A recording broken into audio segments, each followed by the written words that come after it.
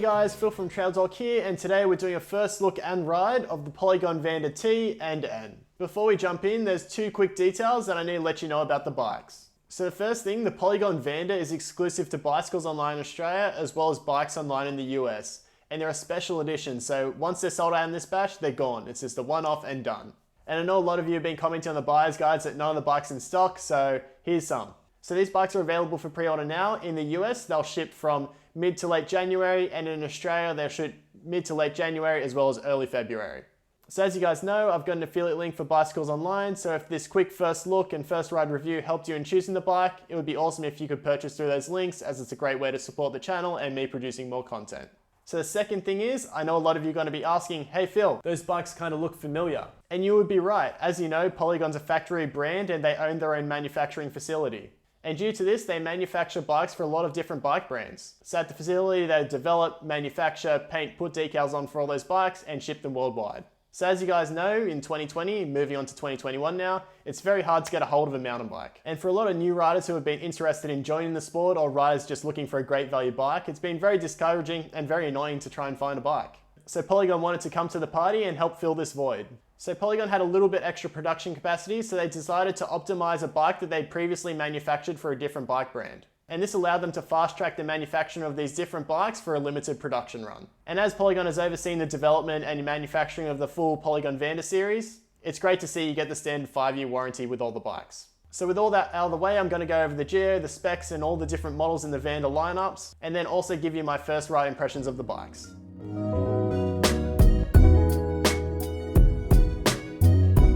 Starting with the Vander N, which like other Polygon bikes, the N stands for Enduro. It rolls on 29-inch wheels and has 150mm of rear travel and 160mm up front, and comes in a medium, large and extra large size. Looking at the geo, you can see what I mean when this is one stable bike. In the size large, you get a 485mm reach, 445mm chain stays, and 64.5 degree head angle. This is bang up to date with all the trends of a modern race-ready enduro bike, and you get a pretty steep 76 degree seat angle too.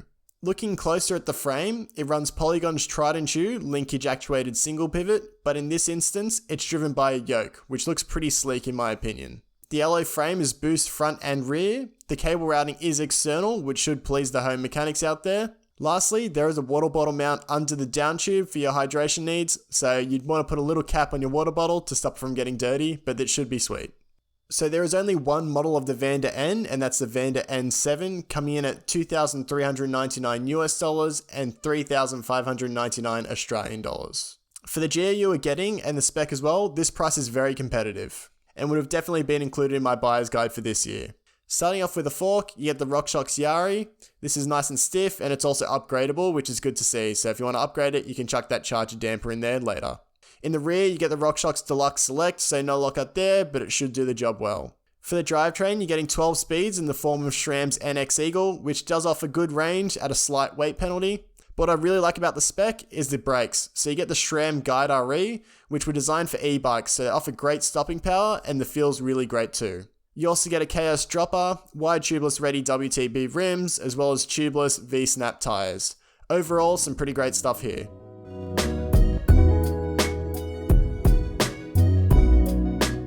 Looking at the Vander T now, and it was built to be a fun trail bike, and it slots into this category perfectly, with 130mm of rear travel and 27.5-inch wheels. So yes, that finally means that you can get a 27.5-inch wheel Polygon in large and extra large sizes, as well as small and medium too. Digging into the frame, the linkage is more reminiscent of other Polygon bikes. You also get external cable routing, a tapered head tube and bottom mount on the down tube, but the rear spacing for the rear is standard through axle, so you got 142x12, but you're still getting that through axle, so it should be nice and stiff, especially for 27.5-inch wheels. Looking at the geo of the bike, you get a decently slack 66 degree head angle, 438mm chain stays, and 74.5 degree seat angle, and the reach on the size large is 460mm. So that 66 degree head angle suits the trail category pretty damn well, and it should help you out on steeper sections of trail, but the overall wheelbase and the reach isn't too long, which really suits the fun side of trail bikes.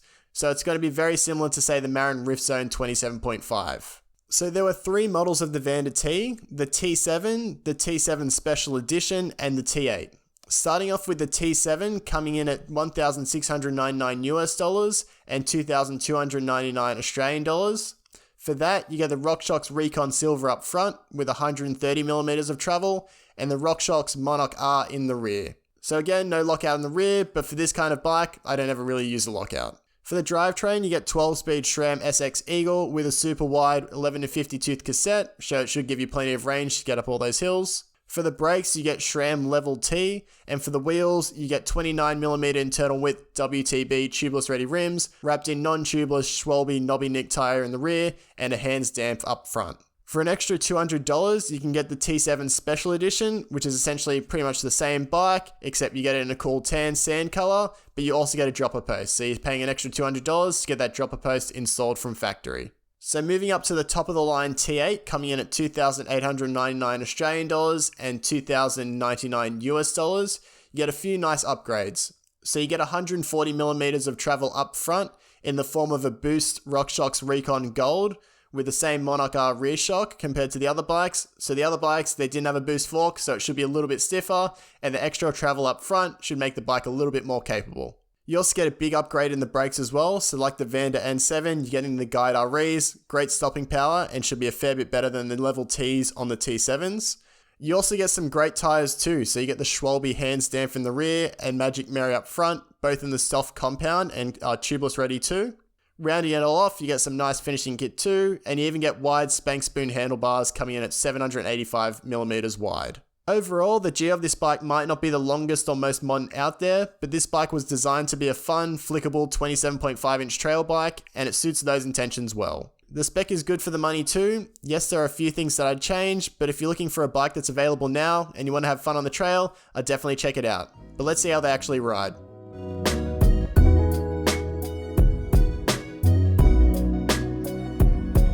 We only were able to have one quick ride on the Vander T8 and N7 as the lockdown in Sydney really threw a spanner in the works, but we can report on a few early findings. The ride took place in Mount Narra in Sydney's northern beaches, which is a mix of all mountain and enduro trails, with some fast sections to test the stability of the bikes, lots of rock rolls and rock gardens to test the ability of the bikes on techie stuff, and then plenty of drops and jumps at the end to see how the bikes behave on bigger hits and have some fun.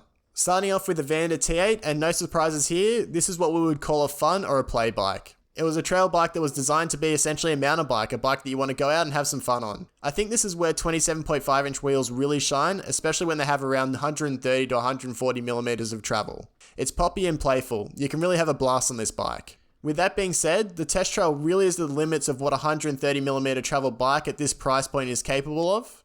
However, the Vander T8 didn't shy away and handled all the abuse that we threw at it, but I'd say it's definitely best suited to green and blue trails with the odd black trail chucked in. I think it would be a great bike for beginners or people buying their first dual suspension bike to really build up and upgrade with as they become more capable on the descents. And because it's a trail bike, I know you guys want to know how it climbs as well. The bike was nice and efficient on the climbs too, and I found that with the saddle slid all the way forward in the rails, the seat angle was good as well. Compared to the Siskiyou T and D that I've reviewed, I'd say the Vander T sits right between them. It's a little bit more capable on the descents than the Siskiyou D, while the extra travel on the Siskiyou T, as well as the overall wheelbase and longer reach, slightly slacker head angle too, makes the Siskiyou T a bit more capable on the descents. Saying that, the biggest selling point for most will be that the Vander T is available in large and extra large in 27.5-inch wheels, as I know this is something Polygon fans have been waiting for, so if you're looking for a fun, great value trail bike, I'd definitely put this on your shortlist. Onto the Vander N7 now, and this bike was perfect for these kinds of trails. This bike is fast. It's such a planted bike. That is in part thanks to the geometry of the bike, but the suspension kinematics of the bike are dialed. I've been riding a lot of linkage actuated single pivots lately in my Marin Alpine Trail, Siskiyou T, and a few others as well, and I'd say this is probably one of the best executed I've tried. It's nice and supple over the chunk, and there's still plenty of support there as well, and it's progressive enough to run a coil too if you want even more traction. Compared to the Polygon Siskiyou N, I would say the Vander N is more of the race bike, so it's a little bit longer, a little more capable at race speeds, while the Siskiyou N is more on the free ride end of the spectrum, so a little bit shorter, easier to throw around, bit better on jumps, but can still handle the big hits. Saying that, the Vander N was great in the air, and on bigger jumps I can't hit. Other riders that have tried the bike have said the same thing, it's definitely great in the air. Another thing I noticed about the bike was how balanced it was. The moderate to longer chainstays really suited the longer reach. It meant I could stay a lot more central in the bike, which meant I didn't have to put as much inputs into the bike, and I could stay very center in the corners, and it cornered very well. So if you're looking for a fast planted enduro bike to race, take to the bike park, or climb purely for some rough descents, I'd definitely check out the Vander N7. So overall, what do I think about the bikes? First of all, I think it's pretty cool that Polygon was able to manufacture these bikes to fill the void that we're currently experiencing in the market. The Vander T, I think, is a great option for someone getting into mountain biking or upgrading from their first hardtail to a dual suspension. It's a great bike, you're going to have a lot of fun on it. I think it's a great platform to build and really progress on your mountain bike journey as you start to get a little bit better at descending. There's a little bit that you can squeeze out of this frame, so say something upgrading the fork, I think will go a long way on this bike, and it can be pretty damn capable. The Vander N, on the other hand, is an absolute weapon. It's such a fast bike. I've talked to a few seasoned enduro racers that have ridden the bike as well, and they were blown away by how capable it was. And again, like the Vander T, great platform to upgrade on. The geo and the frame's dialed, so yeah, if you want to upgrade as you go, it's a great option too. But in case of the Vander N, the spec's pretty damn dialed from the factory.